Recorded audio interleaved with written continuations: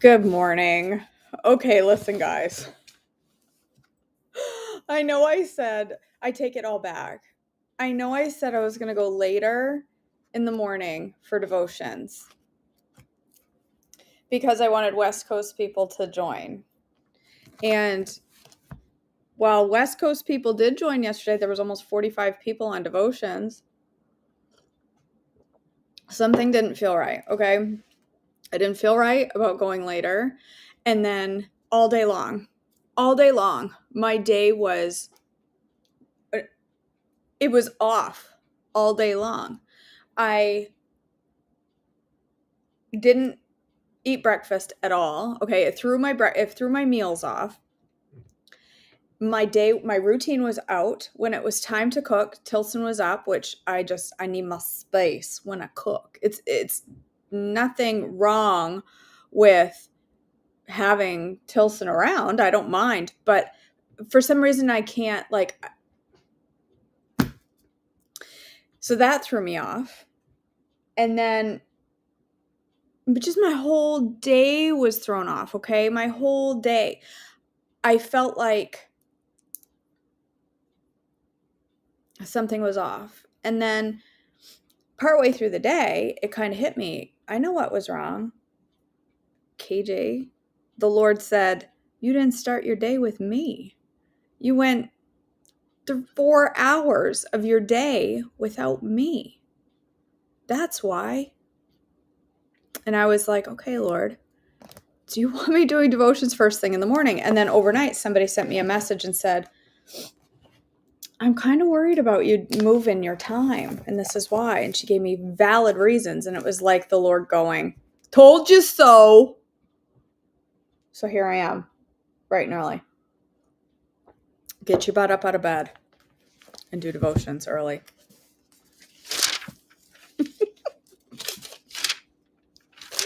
Don't you love how I make a big announcement and then I'm like, never mind, I'm just going to go ahead and change that and do it differently.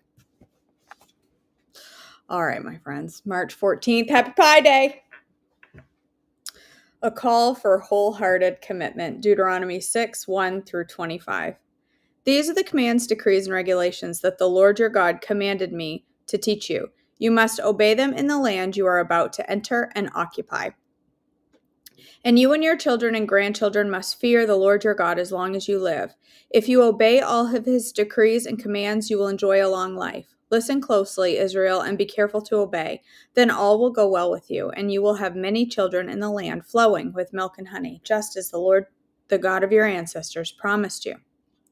Listen, O Israel, the Lord is our God, the Lord alone, and you must love the Lord your God with all your heart, all your soul, and all your strength. And you must commit yourselves wholeheartedly to these commands that I am giving you today. Repeat them again and again to your children. Talk about them when you are at home, and when you are on the road, and when you are going to bed, and when you are getting up.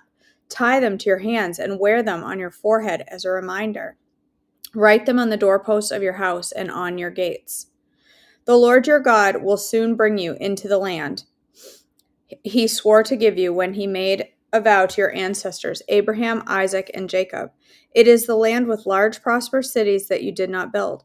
The houses will be richly stocked with goods you did not produce. You will draw water from cisterns you did not dig, and you will eat from vineyards and olive trees that you did not plant. When you have eaten your fill in this land, be careful not to forget the Lord who rescued you from slavery in the land of Egypt. You must fear the Lord your God and serve him. When you take an oath, you must use only his name. You must not worship any of the gods of neighboring nations, for the Lord your God, who lives among you, is a jealous God. His anger will flare up against you, and he will wipe you from the face of the earth. You must not test the Lord your God as you did when you complained at Massah. You must diligently obey the commands of the Lord your God, all the laws and decrees he has given you. Do what is right and good in the Lord's sight, so all will go well with you. Then you will enter and occupy the good land that the Lord swore to give your ancestors. You will drive out all of the enemies living in the land, just as the Lord said you would. In the future, your children will ask you, what is the meaning of these laws, decrees, and regulations that the Lord our God has commanded us to obey? Then you must tell them, we were Pharaoh's slaves in Egypt. But the Lord brought us out of Egypt with his strong hand. The Lord did miraculous signs and wonders before our eyes, dealing terrifying blows against Egypt and Pharaoh and all of his people. He brought us out of Egypt so he could give us this land he had sworn to give our ancestors. And the Lord our God commanded us to obey all these decrees and to fear him so that we can continue to bless us. He can continue to bless us and preserve our lives, as he has done to this day. For he will be counted as righteous when we obey all the commands of the Lord our God has given us. The privilege of holiness. Deuteronomy 7:1-26. When the Lord your God brings you into the land you are about to enter and occupy, he will clear away many nations ahead of you: the Hittites, Girgashites, Amorites, Canaanites, Perizzites, Hivites, and Jebusites. These 7 nations are greater and more numerous than you. When the Lord your God hands these nations over to you and you conquer them, you must completely destroy them. Make no treaties with them and show no mercy. You must not intermarry with them. Do not let your daughters and sons marry their sons and daughters, for they will lead your children away from me to worship other gods. Then the anger of the Lord will burn against you, and he will quickly destroy you. This is what you must do. You must break down their pagan altars and shatter their sacred pillars. Cut down their Asherah poles and burn their idols. For you are a holy people who belong to the Lord your God. Of all the people on the earth, the Lord your God has chosen you to be his own special treasure. The Lord did not set his heart on you and choose you because you were more numerous than other nations, for you were the smallest of all nations. Rather, it was simply that the Lord loves you, and he was keeping the oath he had sworn to your ancestors. That is why the Lord rescued you with such a strong hand from your slavery and from the oppressive hand of Pharaoh, king of Egypt. Understand, therefore, that the Lord your God is indeed God. He is the faithful God who keeps his covenant for 1,000 generations and lavishes his unfailing love on those who love and obey his commands. But he does not hesitate to punish and destroy those who reject him. Therefore, you must obey all these commands, decrees, and regulations I am giving you today. If you listen to these regulations and faithfully obey them, the Lord your God will keep his covenant of unfailing love with you, as he promised with an oath to your ancestors. He will love you and bless you, and he will give you many children. He will give fertility to your land and your animals. When you arrive in the land he swore to give your ancestors, you will have large harvests of grain, new wine, and olive oil, and great herds of cattle, sheep, and goats. You will be blessed above all nations on the earth. None of your men or women will be childless, and all of your livestock will bear young. And the Lord will protect you from all sickness. He will not let you suffer from the terrible diseases you knew in Egypt, but he will inflict them on all of your enemies. You must destroy all the nations the Lord your God hands over to you. Show them no mercy, and do not worship their gods, or they will trap you. Perhaps you will think to yourselves, how can we conquer these nations that are so much more powerful than we are? But don't be afraid of them. Just remember what the Lord your God did to Pharaoh and to all the land of Egypt. Remember the great terrors the Lord your God sent against them. You saw it all with your own eyes. And remember the miraculous signs and wonders, and the strong hand and powerful arm with which he brought you out of Egypt. The Lord your God will use the same power against all the people you fear. And then the Lord your God will send terror to drive out the few survivors still hiding from you. No, do not be afraid of those nations, for the Lord your God is among you, and he is a great and awesome God. The Lord your God will drive those nations out ahead of you little by little. You will not clear them away all at once, otherwise the wild animals would multiply too quickly for you. But the Lord your God will hand them over to you. He will throw them into complete confusion until they are destroyed. He will put their kings in your power, and you will erase their names from the face of the earth. No one will be able to stand against you, and you will destroy them all. You must burn their idols in fire, and you must not covet the silver or gold that covers them. You must not take it, or it will become a trap for you, for it is, detestable to the Lord your God. Do not bring any detestable objects into your home, for then you will be destroyed just like them. You must utterly detest such things, for they are set apart for destruction. A call to remember and obey, Deuteronomy 8:1-20. Be careful to obey all the commands I am giving you today. Then you will live and multiply, and you will enter and occupy the land the Lord swore to give your ancestors. Remember how the Lord your God led you through the wilderness for these 40 years, humbling you and testing you to prove your character and to find out whether or not you would obey his commands? Yes, he humbled you by letting you go hungry and then feeding you with manna, a food previously unknown to you and your ancestors. He did it to teach you that people do not live by bread alone. Rather, we live by every word that comes from the mouth of the Lord.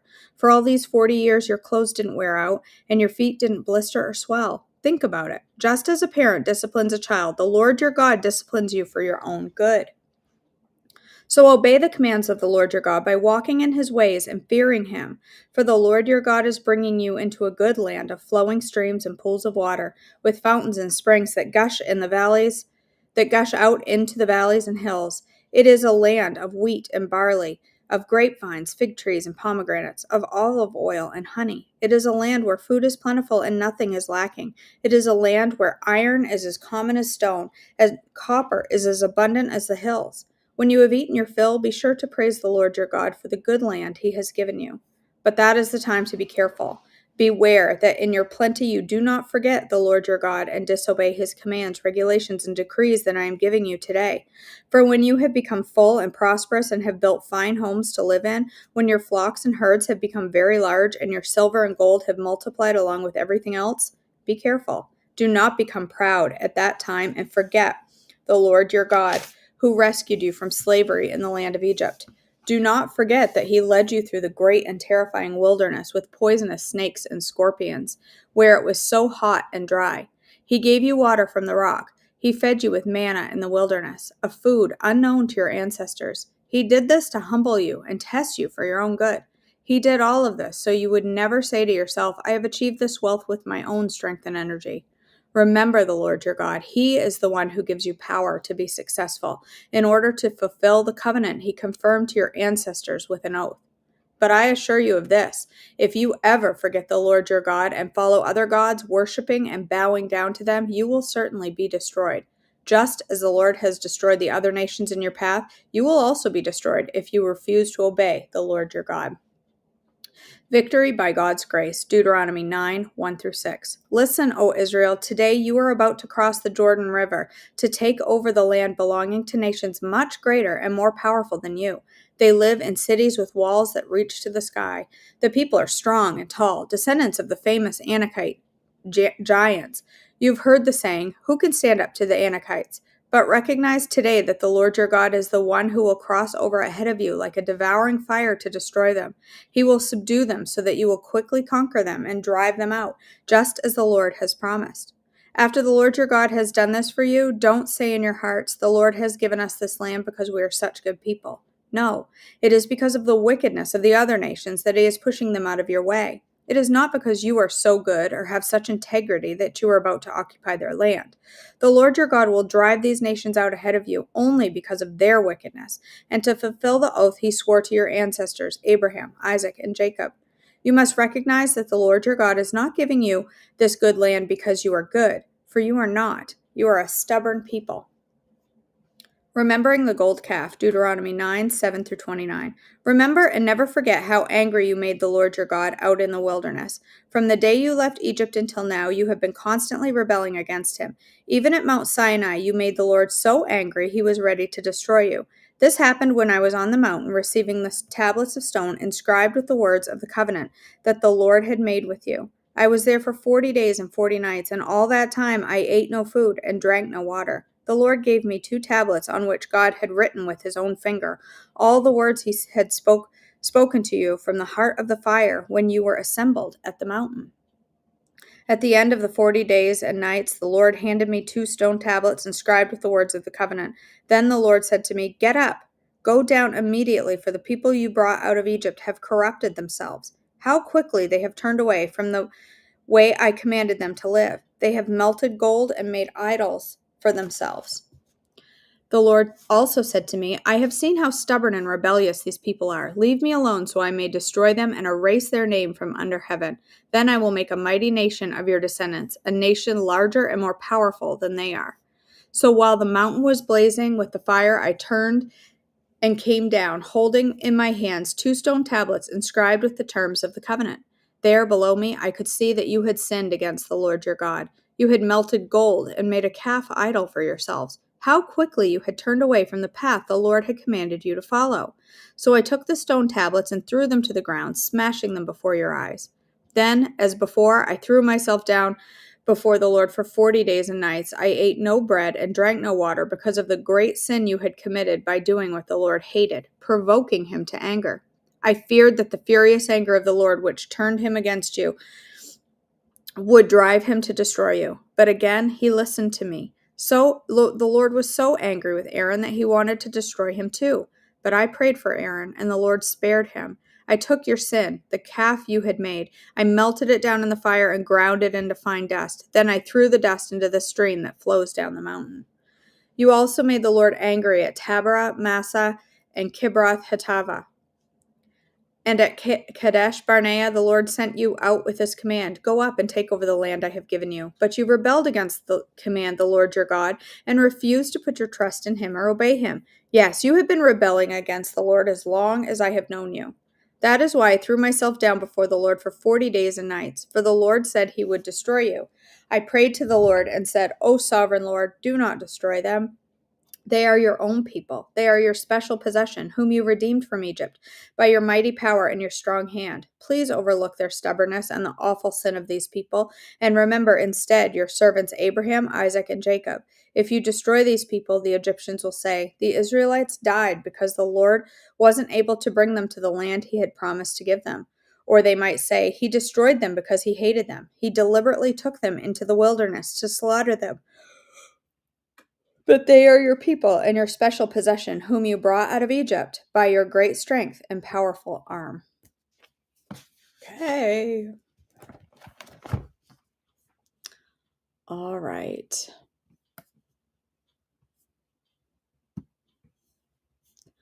Let's do Unshakable. We're on day 73. All right, March 14th. Hide and seek. Genesis 3:9. The Lord God called to the man, where are you? When Adam and Eve disobeyed God in the Garden of Eden and ate the fruit from the tree of knowledge of good and evil, they felt ashamed, and they hid.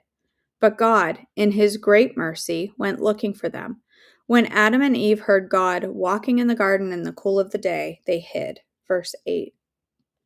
Nothing has changed in thousands of years. Just like Adam and Eve, isn't that our first instinct when we feel shame? To hide? But just like in the garden, God comes looking for us. He calls to us. He seeks us out. Why? Because just like with Adam and Eve, he loves us and wants to fellowship with us. He wants to break the power of shame in our lives. Is shame a part of your story? Do you feel less than, not enough, inadequate? Even when you can't perceive it, God is searching for you. He's calling you to come out of hiding and into his grace, into his unconditional acceptance. He loves you. He always has, and he always will. Lord, please show me the ways you are searching for my heart. Help me to come out of hiding and experience your healing, transforming love. Okay. All right, my friends. Thank you for joining me. Let me read through the comments real quick. Whoops, I'm not even on the comments. Let's get over there. We will be praying, Mandy, 9 o'clock Eastern.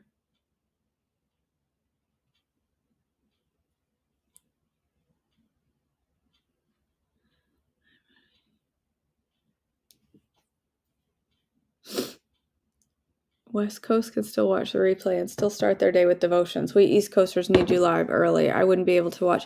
You know, Vicky, when I did that, I wasn't even thinking about the fact that meant if I didn't start at my normal time, if I started later, West Coast would see it live, but East Coast didn't get to start their day with devotions. So the only way for both to start their day is East Coast. That just never even crossed my mind. It never crossed my mind. So I'm grateful to Wise Counsel telling me on Marco Polo, because I was feeling off about it. Like, I was just thinking of it from a routine perspective, and that it would make sense and that maybe now East Coast could join or West Coast could join too, but it wasn't even crossing my mind that meant, okay, now everybody's gone to work. They're probably not going to get the replay. They're going to plan to and then not. And so, yeah, I'm going to stay right here at 7. That does not mean there are not some mornings where I may not be. No, I'm just kidding. I will be up. I'm going back to my routine. One day in, and I'm like, nope, can't do it. My routine was well formed, and I got to keep it up. So I'm glad it's working for all of you guys. So, right, Jackie, your day was off too. I need to start with the devotions. Like, I get up early anyway, and I do a couple of things before devotions, but not much. Like, this is the beginning of my day. And then yesterday I was like, I'll make my breakfast meal or I'll make my meal around lunchtime. Well, then I'm doing coffees. So I was making a coffee at 1:30 in the afternoon. My whole day was messed up. I didn't even eat nothing until 1:30 in the afternoon. I'm like, I can't do this. It was just off. It was ruined. It wrecked me yesterday. I'm like, nope. So here we are. Okay, you never know until you try something, right? Just like cucumbers. All right, let's go ahead and end in a word of prayer. Father in heaven, thank you so much for this beautiful Tuesday. Thank you for bringing us all together in the early of the morning and starting our day off in the Word. Thank you for being faithful, and thank you for guiding our hearts to this time in the morning to start off our day first and foremost in the Word. Thank you for that leading, and thank you for these ladies who are faithful to show up each morning and start their day with devotions. Father, I pray for Mandy's father who is going into surgery today. I pray for peace and calm for Mandy, for her father, for everyone in her family who is probably very nervous and stressed out over the surgery. I just pray peace and calm and assurance over them. I pray that you will be ever present in their day and walk right beside them through all of this. I pray for the surgeons as they operate on her dad. I pray that you will give them a steady hand and a knowledgeable surgery, that you will guide them through this. There will be no surprises, that the surgery will go easy, and her dad will have quick recovery and healing and comfort through the whole process. Father, please go before us today. Keep our eyes focused on you through our whole day. Help us to be productive and honoring you with everything we say and do. In your precious name I pray. Amen. Okay, friends. All right. I'm going to make breakfast. I'm going to make coffee. Girl Scout cookie coffee. I think I'm going to do the, what are the ones that everybody loves? The caramel coconut chocolate ones. They used to be called Samoas, but they're not anymore. They're caramel delights. Delight. I said that kind of weird. I meant caramel delights, not delights. Caramel delights. Stop saying it that way, KJ. You're weird. I just finished making my peppermint mocha squaffy. Beverly, you just warmed my whole cardiac region. Making squaffy. Bless your heart. I heard that somewhere out there there's an anti-squaffy campaign happening. So thank you for going all squaffy. All right, guys, I will be live for breakfast in just a few minutes. I love you so I love you all so much. I hope you have a blessed day, and I will see you for devotions tomorrow. Bye.